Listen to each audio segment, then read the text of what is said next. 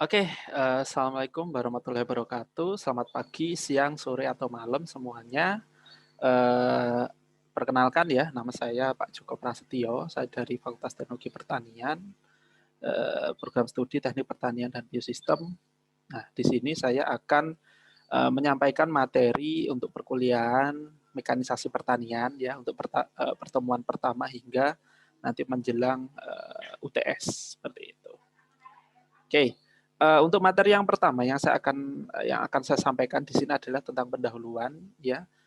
Secara umum apa itu mekanisasi pertanian dan kira-kira apa saja yang akan kita pelajari selama 1 semester ke depan. Oke. Oke ya, ini saya kira ini sudah bisa terlihat di sini. Oke, jadi mekanisasi pertanian ini nanti ada 3 SKS ya, 2 SKS-nya itu nanti di kelas ya dalam artian teori, 1 SKS-nya nanti kita praktikum ya. Praktikumnya secara online juga ya. Jadi nanti kita sudah membentuk tim asisten juga. Nanti teman-teman akan kita infokan untuk briefingnya kira-kira hari apa ya. Nanti akan kita sampaikan juga. Oke, lalu apa itu mekanisasi pertanian? Ya, jadi mekanisasi pertanian saya yakin kalau kita orang awam ya mungkin yang pertama terlintas pada saat kita mendengar mekanisasi pertanian, saya kira ini. Ya ini mungkin nggak semua orang, cuma pada saat saya menanyakan ini beberapa kali ya di mahasiswa, apa yang terlintas di pikiranmu ketika kamu mendengar kata mekanisasi pertanian? Maka yang terlintas pertama kali adalah rata-rata mereka berpikir traktor gitu ya. Oke ya, karena memang traktor itu sendiri memang semacam icon ya, icon atau simbol gitu ya, mekanisasi karena traktor itu merubah yang awalnya bagaimana kita mengolah tanah itu secara manual ataupun menggunakan tenaga ternak ya untuk mengolah tanah. Nah, setelah ditemukan traktor, maka semua kegiatan pengolahan tanah beralih ke sini. Jadi ini adalah simbol mekanisasi, kira-kira seperti itu. Oke, apa itu mekanisasi pertanian menurut pengertian? Jadi di sini ada beberapa terminologi ya. Intinya di sini adalah penggunaan ya. Agricultural mechanization implies the use of various power source. Artinya memang penggunaan ya tenaga di bidang pertanian ya yang nanti berupa peralatan dan lain sebagainya yang intinya adalah untuk mempermudah proses budidaya pertanian ya. Jadi atau penggunaan peralatan, implement dan mesin ya. Sebentar. Oke ya. Untuk pengembangan sumber daya lahan pertanian, produksi tanaman, pemanenan, penyimpanan ya, baik on farm maupun off farm. Ya.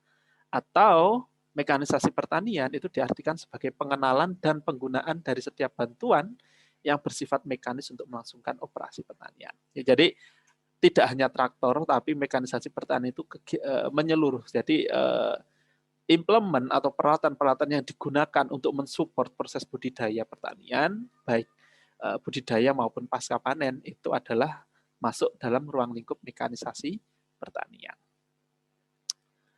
Lalu mengapa kita membutuhkan mekanisasi pertanian? Ya, kita lihat berikut ini ada diagram pertumbuhan penduduk. Jadi kita proyeksikan saja bahwa mungkin nanti di sekitar tahun 2030 itu ada sekitar mungkin lebih dari 7 atau 8 miliar penduduk di dunia. Ya, kita lihat di sini tahun 2025 diproyeksikan Cina itu sampai 1,4 mungkin hampir 1,5 M. India mungkin nanti bisa menyusul Cina dalam jumlah hal penduduk, banyak penduduk. Indonesia peringkat 4 sekarang mungkin 270-an ya. Artinya adalah segini banyak penduduk yang ada di bumi dan semuanya butuh makan. Jadi nggak mau kita harus meningkatkan produktivitas pertanian. Ya, mau nggak mau kita harus beralih ke mekanisasi. Kenapa mekanisasi?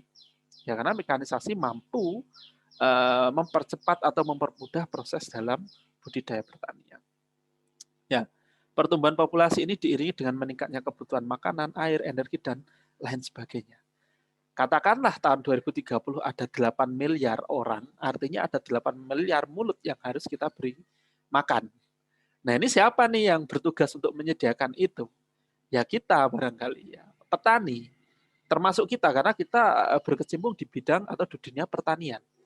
Nah, makanya saya selalu menyampaikan ke seluruh mahasiswa saya, ya, mahasiswa yang berbasis pertanian, kalian harus bangga karena kalian akan terus-menerus dibutuhkan sampai selamanya. Ya, selama orang masih butuh makan, maka selama itu petani akan selalu dibutuhkan. Kita ingat di masa pandemi seperti ini ya tahun 2020 kemarin, banyak sekali sektor yang kolaps ya, banyak sektor industri, sektor jasa dan lain sebagainya ya, pariwisata itu kolaps semua gara-gara pandemi. Tapi ada salah satu sektor yang bisa survive bahkan bisa tumbuh dibandingkan dengan tahun sebelumnya, yaitu adalah sektor pertanian. Kalau tidak salah, saya pernah membaca mungkin meningkat berapa persen dibandingkan tahun 2019. Ini kan luar biasa. Artinya sektor pertanian tidak akan terpengaruh oleh kondisi pandemi seperti ini. Karena selama itu orang akan masih tetap butuh makan, kira-kira seperti itu kan. Oke. Kemudian alasan berikutnya adalah sumber daya alam yang terbatas menuntut kita berbuat lebih banyak dengan apa yang sedikit tanpa menurunkan kualitas alam. Nah, jadi kita tahu sendiri bahwa alih fungsi lahan itu memang tidak bisa dihindari, ya. Banyak sekali sekarang yang dulunya sawah sekarang jadi kos-kosan, jadi ruko, jadi perumahan dan lain sebagainya. Artinya dengan kondisi yang seperti itu, maka mau nggak mau mekanisasi pertanian harus masuk, termasuk SDM. Mungkin kita sama-sama tahu bahwa SDM kita atau petani generasi muda itu sangat sedikit, sehingga dengan jumlah yang sedikit itu, ya mau nggak mau kita tetap membutuhkan mekanisasi di sini, ya, supaya bisa mengimbangi apa yang tidak bisa di-cover oleh SDM. Oke. Kemudian pengembangan pertanian dilaksanakan pemerintah bertujuan terutama untuk pengadaan pangan yang berkecukupan. Cukup pangan artinya ya di dalam harga dan terjangkau oleh konsumen maupun rakyat kecil. Tugas pemerintah. Ya. Oke, ini adalah data luas lahan sawah. Ini datanya memang agak kadaluarsa. Saya belum update lagi. Ya. Artinya ini adalah luas lahan sawah menurut provinsi di Indonesia ya. Kalau kita lihat memang secara umum meningkat sih, tapi meningkatnya tuh sedikit sekali, tidak diimbangi dengan perluasan untuk perkebunan, perumahan dan lain sebagainya. Nah, ini pembangunan sawah-sawah baru memang dikonsentrasikan di luar Jawa memang. Tapi itu memang belum sebanding ya, makanya untuk membuat sawah baru itu kan tidak gampang ya. Kita harus menyediakan irigasinya, menyediakan infrastruktur dan menyediakan sarana prasarana pendukung untuk pertanian tersebut. Makanya sekarang pemerintah sekarang itu lumayan gencar nih membuat waduk dan lain sebagainya untuk mendukung pembuatan sawah baru gitu ya. Buat sawah tapi kalau tidak didukung oleh irigasi kan sama aja, nggak bisa juga gitu. Oke, kemudian ini adalah statistik ya. Ini yang saya kasih merah-merah di sini ya. Ini adalah pekerja bebas di pertanian. Kalau kita lihat memang ya ada peningkatan sedikit ya antara 2016 2017. Ini memang tidak sebanding dengan peningkatan SDM di sektor yang lain. Nah, ini memang agak memprihatinkan. Memang saya yakin para petani atau yang bekerja di sektor agribisnis ini memang masih orang-orang lama ya, masih seangkatan bapak kita, ibu kita dan lain sebagainya, sehingga pada saatnya nanti beliau atau mereka ini resign katakanlah ya, pensiun, lalu siapa yang melanjutkan. Nah, artinya dengan SDM yang barangkali ke depan akan semakin menurun, maka ya mekanisasi mau nggak mau harus masuk di situ. Oke, ya. Salah satu program pemerintah yang sangat populer ya, sejak zamannya Orde Baru itu adalah dicetuskannya Panca Usaha Tani ya. Bagaimana kita meningkatkan produktivitas hasil pertanian ya. Itu ada panca, berarti 5 kan, Pancasila, Panca Indra, Panca Warna, Panca ya gitulah. Pokoknya panca itu artinya 5 ya. Berarti ada 5 usaha tani yang apabila petani itu ingin mendapatkan hasil yang bagus, maksimal, maka harus 5 ini harus dilakukan. Ya, yang pertama adalah penggunaan bibit unggul. Itu pasti ya, pasti kita harus menggunakan bibit unggul kalau ingin mendapatkan hasil yang bagus. Kemudian pengolahan tanah yang baik. Ya, memang ada proses budidaya yang TOT ya, tanpa olah tanah itu ada juga. Tapi secara umum sekarang ini ya mau nggak mau, kalau kita menginginkan sifat fisik tanah, kondisi tanah yang gembur dan bagus, siap untuk ditanami, mau nggak mau ya tanah itu harus kita olah dahulu. Gitu. Kemudian pemupukan yang tepat, ya, pemupukan tepat dalam hal ini yang tepat, ya, tepat dosis, tepat sasaran, gitu. Ya, nggak harus pemupukan harus banyak, enggak ya. Tanaman sama seperti manusia, kita punya batas konsumsi. Kalau kita memang kondisinya sekali makan 1 piring, nggak mungkin kita menghabiskan 2 piring. Sama seperti tanaman. Kalau dia hanya mampu menyerap pupuk sekian gram per harinya, ya kalau kita kasih lebih dari itu, yang lain akan terbuang percuma, gitu ya. Makanya pemupukan harus tepat. Kemudian pengendalian hama dan penyakit itu juga pasti penting. Dan yang kelima adalah irigasi. Ya, sawah tanpa ada irigasi saya kira tidak akan optimal ya. Beberapa wilayah mengandalkan hujan, artinya adalah sawah tak ada hujan yang setahun mungkin hanya bisa 1 kali ditanami. Tapi kalau irigasinya teknis, irigasinya bagus, maka bisa digunakan sampai 3 kali tanam ya, dalam hal ini padi. Nah, lalu pada era saat ini apakah panca usaha tani itu dirasa cukup? Ternyata tidak. Petani sekarang itu harus mampu lebih dari itu. Makanya kita tambah 2 jadi sabta. Sabta itu kan 7 ya. Lalu apa yang keenam? Pasca panen dan pemasaran. Ya. Jadi kalau teman-teman nanti mau punya passion ingin menjadi petani, maka kalian harus menguasai 7 faktor ini, ya, termasuk pasca panen dan pemasaran. Ya, sekarang sudah mulai petani-petani melek teknologi sehingga dia juga bisa mengikuti harga pasar, kemudian bagaimana mereka harus menjual produknya dan lain sebagainya. Ya, oke.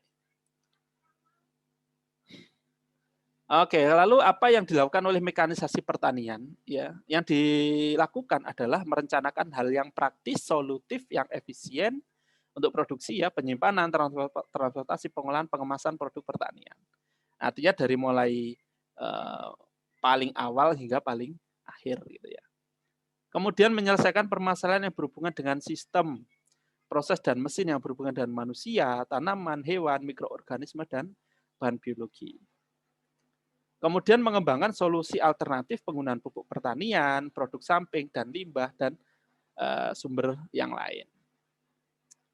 Lalu meliputi apa aja ya? Ya, meliputi budidaya pertanian, teknik tanah dan air, kemudian lingkungan dan bangunan pertanian, elektrifikasi, pengolahan hasil pertanian, teknik pengolahan pangan, kemudian juga mungkin didukung juga oleh instrumentasi dan perbengkelan dalam hal pembuatan alat-alat tersebut. Nah, lalu pembangunan pertanian itu juga harus dapat merangsang yang pertama produsen petani kecil ya, karena di Indonesia ini kan yang dominasi kan petani-petani kecil ya. Definisi petani kecil ya apa sih Pak? Ya mungkin yang lahan olahannya mungkin kurang dari 1 hektar, mungkin itu dianggap sebagai petani kecil. Nah, bagaimana petani kecil ini tetap bisa untung walaupun dia menggunakan mekanisasi? Kan banyak aspek. Apakah semua petani kecil itu harus mempunyai traktor sendiri atau mempunyai rice tracer sendiri? Kan enggak, ya. Makanya sekarang di beberapa daerah ada Gapoktan, kelompok tani, itu mereka mempunyai beberapa traktor yang sifatnya disewakan, kan gitu ya. Jadi tidak harus satu petani mempunyai mesin traktor sendiri, kan tidak, ya. Kemudian peningkatan kemampuan ekonomi petani Indonesia, peningkatan hasil devisa negara, ya. Sektor pertanian selama ini juga beberapa produk juga sudah secara rutin ekspor ya, seperti kakao, kemudian vanili, ya, kemudian kopi dan lain sebagainya. Cuma untuk beras ini memang masih susah ya. Kita masih beberapa dalam waktu-waktu tertentu masih harus impor ya, karena memang ya itu tadi kita memang belum bisa membuat sawah baru ya, sehingga untuk pertanian untuk dalam hal ini beras masih memang agak ketergantungan juga untuk yang impor. Kemudian meningkatkan daya kerja petani, ya, meningkatkan kelestarian atau sustainability, dan perluasan kesempatan kerja pertanian di pedesaan. Nah ini menarik ya bahwa di awal tahun 2021 saya masih ingat kemarin sempat booming juga bahwa Gubernur Jawa Barat mempunyai program 5.000 petani baru. Wah ini luar biasa. Jadi memang tidak mudah ya dalam artian bagaimana generasi milenial, anak-anak muda ini didorong untuk mau menjadi seorang petani. Nah, karena selama ini kan anggapannya jadi petani itu kan sudah pasti aduh susah, tidak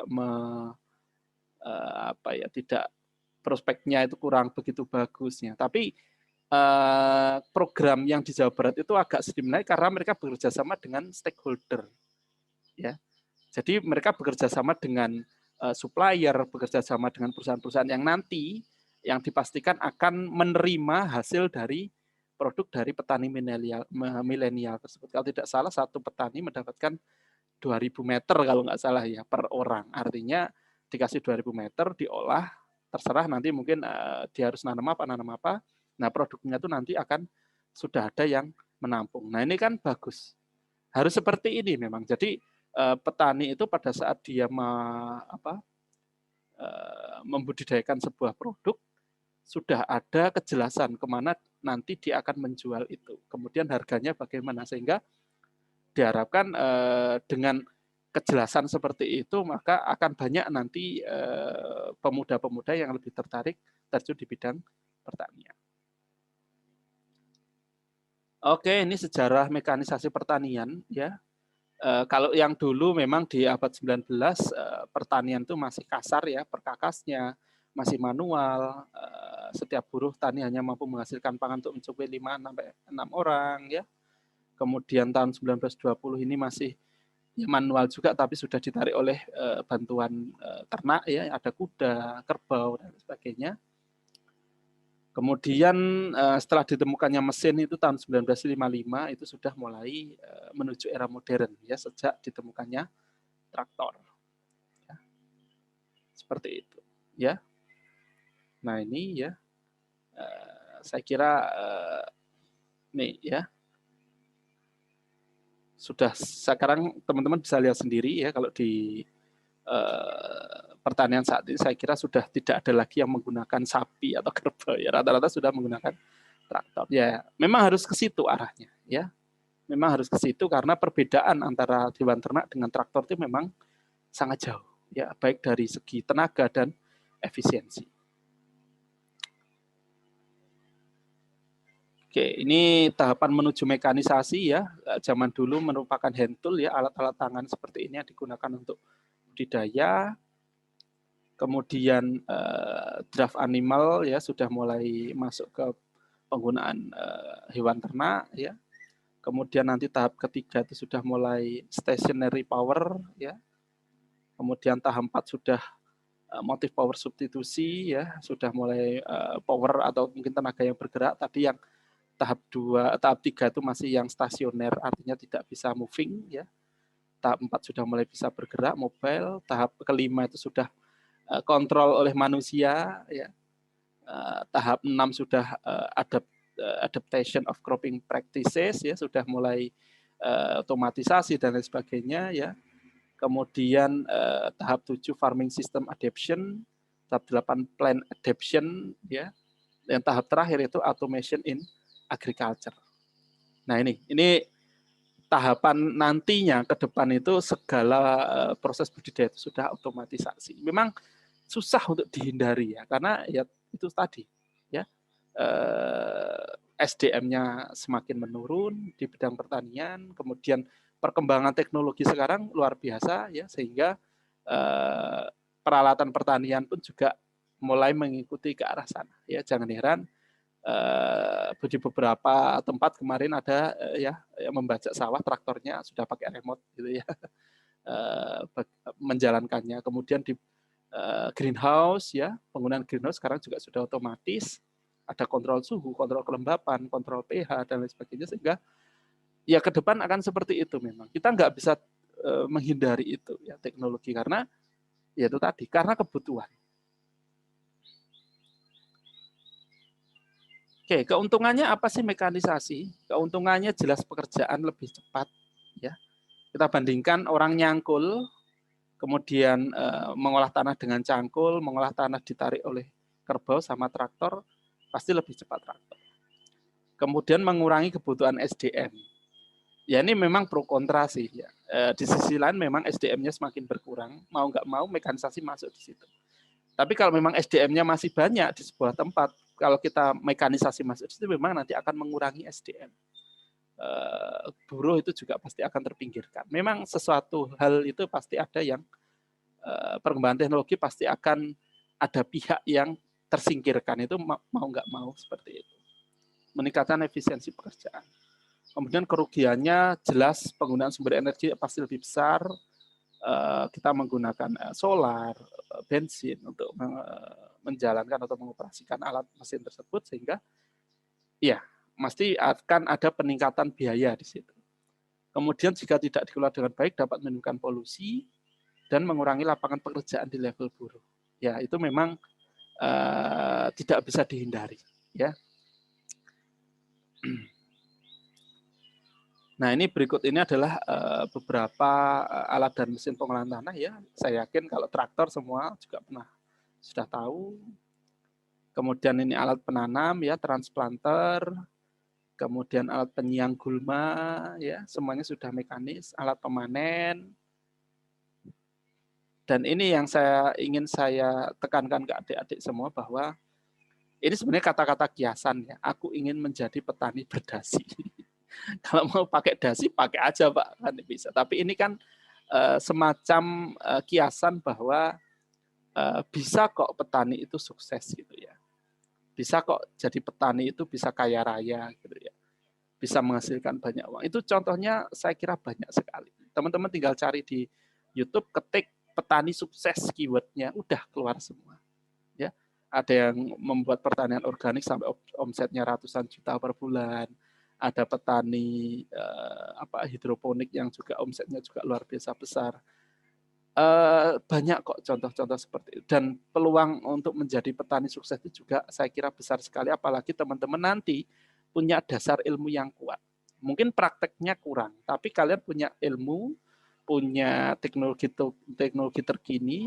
Jika itu Anda kombinasikan dengan Anda langsung terjun di lahan, itu akan sangat bagus. Sehingga kita tahu apa sih yang kurang selama ini di pertanian kita, kenapa kok produktivitasnya tidak bisa tinggi. Nah, kalian punya ilmunya, nanti setelah kalian lulus jadi sarjana pertanian, maka saya harapkan kalian akan kembali ke pertanian. Seperti itu. Oke, saya kira itu dulu ya pertemuan kita untuk pertama, materi pendahuluan ya. Akan banyak materi-materi yang lain yang tentunya nanti masih dalam lingkup mekanisasi pertanian. Terima kasih atas perhatiannya. Kita ketemu lagi minggu depan ya. Assalamualaikum warahmatullahi wabarakatuh.